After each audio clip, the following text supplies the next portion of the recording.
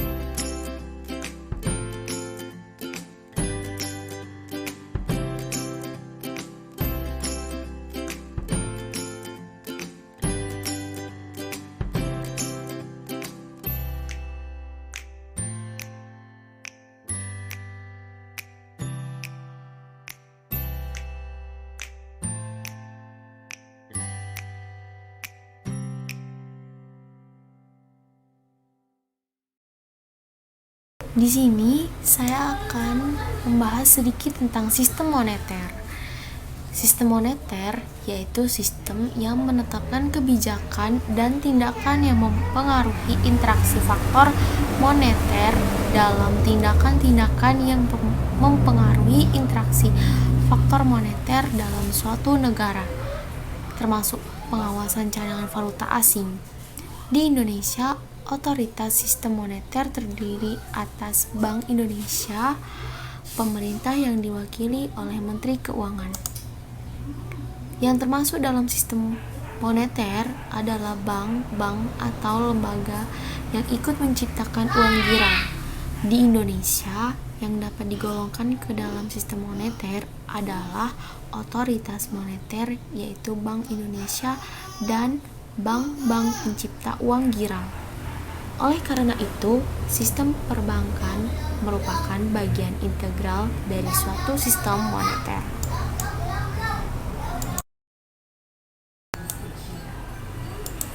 Selanjutnya ada jenis-jenis uang. Jenis-jenis uang terdiri dari 3 jenis, yaitu ada uang kartal, uang giral, uang kuasi. Uang kartal adalah uang kertas dan uang logam yang beredar di masyarakat yang dikeluarkan dan diedarkan otoritas moneter. Dalam hal ini adalah bank sentral. Uang kartal terdiri dari uang kertas dan uang logam. Selanjutnya uang giral adalah tagihan umum yang dapat digunakan sewaktu-waktu sebagai alat pembayaran. Bentuk uang giral dapat berupa cek giro atau telegraphic transfer. Uang giral bukan merupakan alat pembayaran yang sah. Artinya masyarakat boleh menolak dibayar dengan uang giral. Selanjutnya uang kuasi, yaitu merupakan aktiva milik sektor swasta domestik yang hanya dapat dipakai memenuhi sebagian saja dari fungsi uang, dalam artian adalah fungsi uang yang tidak dipenuhi adalah sebagai media pertukaran atau dalam bahasa Inggris dikenal dengan sebutan medium of exchange. Selanjutnya ada uang. Uang adalah benda yang diterima masyarakat umum sebagai alat tukar dalam kegiatan ekonomi. Uang diterima sebagai alat pembayaran transaksi jual beli atas barang dan jasa, serta kekayaan atau aset berharga lainnya, dan juga sebagai alat pembayaran utang. Dengan kata lain, uang adalah sesuatu yang memiliki nilai dari waktu ke waktu, dapat dengan mudah diterjemahkan ke dalam harga dan diterima secara luas. Selanjutnya fungsi uang, yang pertama alat tukar, dan kedua satuan hitung, dan yang ketiga penyimpan nilai atau store of value. Bentuk uang, yang pertama uang komoditas atau commodity money.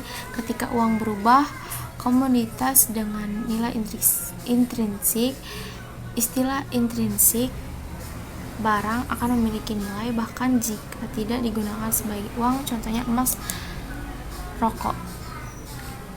Uang fiat yaitu uang tanpa nilai intrinsik.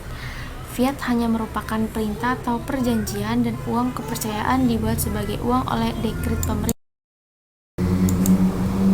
Sistem perbankan sentral adalah lembaga keuangan yang dimiliki dan dioperasikan oleh pemerintah yang mengendalikan sistem perbankan, menetapkan dan menyelenggarakan kebijakan moneter, dan menguasai otoritas penerbitan uang secara tunggal.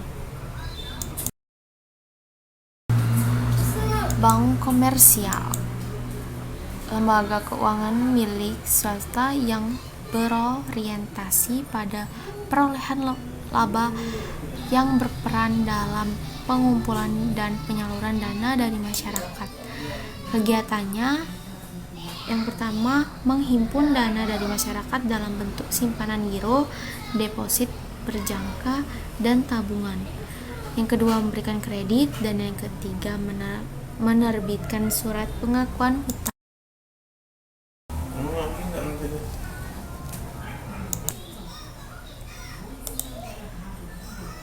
Selanjutnya ada bank perkreditan rakyat. Kegiatannya, bank yang melaksanakan kegiatan usaha secara konvensional maupun berdasarkan syariah, melayani jasa simpanan, pemberian kredit, pembiayaan dengan prinsip bagi hasil, penempatan dana dalam bentuk SBI, deposit, dan tabungan pada bank lain. Bank perkreditan rakyat tidak melayani lalu lintas pembayaran, simpanan dalam bentuk giro, penyertaan modal, dan jasa asuransi.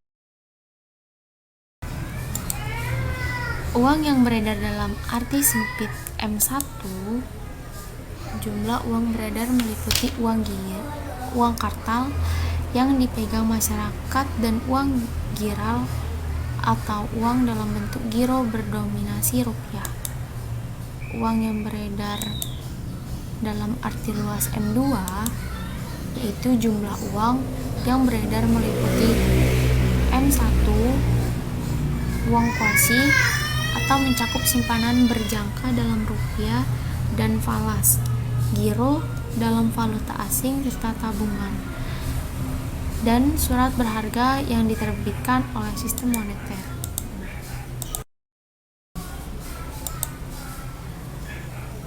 Selanjutnya, faktor yang mempengaruhi jumlah uang beredar. Yang pertama harga barang, kedua permintaan barang, tingkat suku bunga, yang keempat struktur perekonomian negara, yang kelima lingkungan atau kawasan, yang terakhir pendapatan.